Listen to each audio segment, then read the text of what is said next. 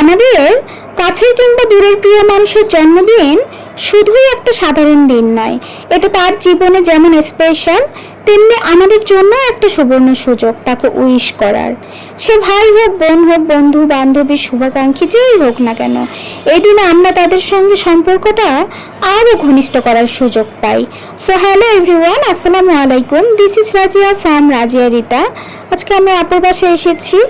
ওর মেয়ের জন্মদিন ছিল, আমার ভাগ্নির জন্মদিন অ্যাকচুয়ালি। তো শুভ জন্মদিন আমার মামুনিকে জানাচ্ছি, আর ওর জন্য আপনারা সবাই দোয়া করবেন, জন্মদিনের শুভেচ্ছা জানাবেন। আজকের দিনে আমরা তাকে উপহার হিসেবে পেয়েছিলাম, ওর 9 বছর পূর্ণ হলো। তার প্রতিটি দিন যেন হাসিতে ভরে থাকে এই কামনাই করি, আর হাসি ও আনন্দে সাজানো থাক সারাটা জীবন এবং আগামী দিনগুলো। শুভ জন্মদিন মামুনি।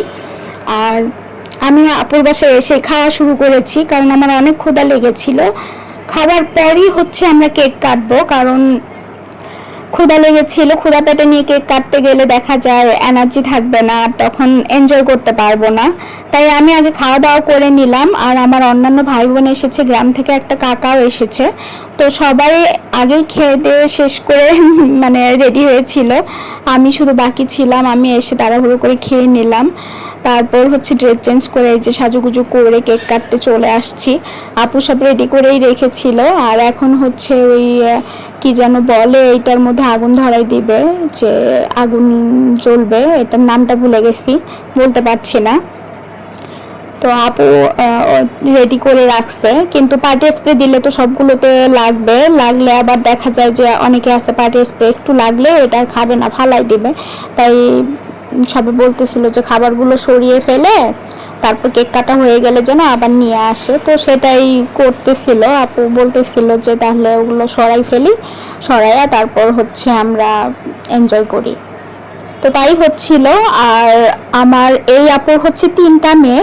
3টা মেয়ের মধ্যে এই মেয়েটাই সব থেকে ছোট।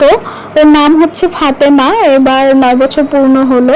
আমি প্রতি বছরই ওর জন্মদিনে আসার চেষ্টা করি আসি, আর কারোর জন্মদিনে না গেলেও ওর জন্মদিনে আসি, কারণ ও মন খারাপ করে ওর বার্থডেতে না আসলে। ও পিচ্ছি, আর তাছাড়া ওর সাথে আমার ভালো বন্ডিং হয়। এদের সাথে সবার বার্থডেতেই আসার চেষ্টা করি, তবে ওর বার্থডে কখনোই স্কিপ করি না। যতই কাজ থাকুক, কাজ শেষ করে হলেও আমি দেখা যায় যে দিনের বেলায় যদি অফিস থাকে, অফিস শেষ করে সন্ধ্যাবেলা হলেও রওনা দিয়ে দেই। এসে তারপর আমি আসলে তারপর কেক কাটা হয়।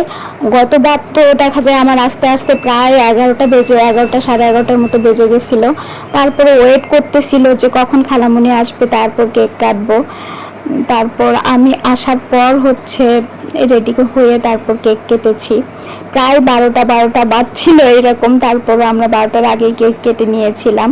এবার একটু তাড়াতাড়ি এসেছি, সন্ধ্যার দিকে এসেছি, কিন্তু আনফরচুনেটলি আমি আসার সময় আমার ব্যাগটা হারিয়ে ফেলেছিলাম। দ্যাটস ওয়াই আসার পর একটু আমার দুলা ভাইয়ার কাকা নিচে গিয়ে ব্যাগ খুঁজতে লেট হয়ে গেছে।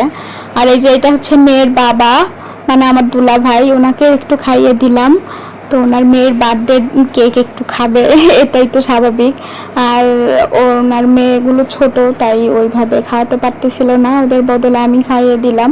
আর যে কেকটা দেখতে পাচ্ছেন, এটা কিন্তু আমার আপু নিজ হাতে তৈরি করেছে। আমার আপু কিন্তু ওর একটা অনলাইন শপও আছে, ওখানে ও কেক কেউ অর্ডার করলে অর্ডার নেয় আর কি, ছোটোখাটো করে আর কি একটা বিজনেস স্টার্ট করেছে নতুন।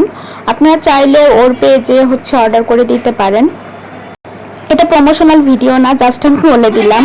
খুবই সুস্বাদু করে কেক বানায়। আর শুধু এই কেকটাই না, আরও কেক বানিয়েছে, কারণ অনেক মেহমান, সবাইকে দিতে হবে। এটা জাস্ট কাটার জন্য এখানে দিয়েছে। আরও কেক আছে ভিতরে, ফ্রিজে বানিয়ে রেখেছে। আর এই যে এটা আমার বড় ভাগ্নি, ও আমাকে এখন কেক মাখাই দিবে, এই জন্য জোর করতেছে যে আসো আসো আমি একটু খাওয়াই দেই। কিন্তু আমি তো জানি ও আমাকে খাওয়াই দেওয়ার নাম করে আমার সারা মুখে মাখাই দিবে, সেটাই করলো। আর আমার মুখে নাকে একদম ভরে গেছে। অবশ্য এটা আমারই দোষ, আমি আগে ওদেরকে একটু ছোঁয়া দিয়েছিলাম, এখন সেটার প্রতিশোধ নিচ্ছে ওরা।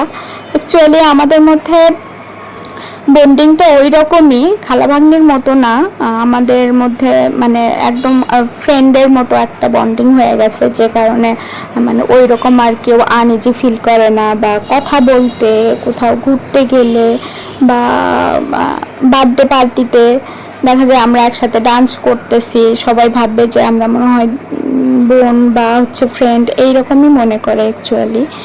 তো আসলে সবার সাথে বন্ডিংটা এরকমই হওয়া উচিত, তাহলে সবার সাথে ভালো একটা সম্পর্ক থাকে, ভালো থাকবে।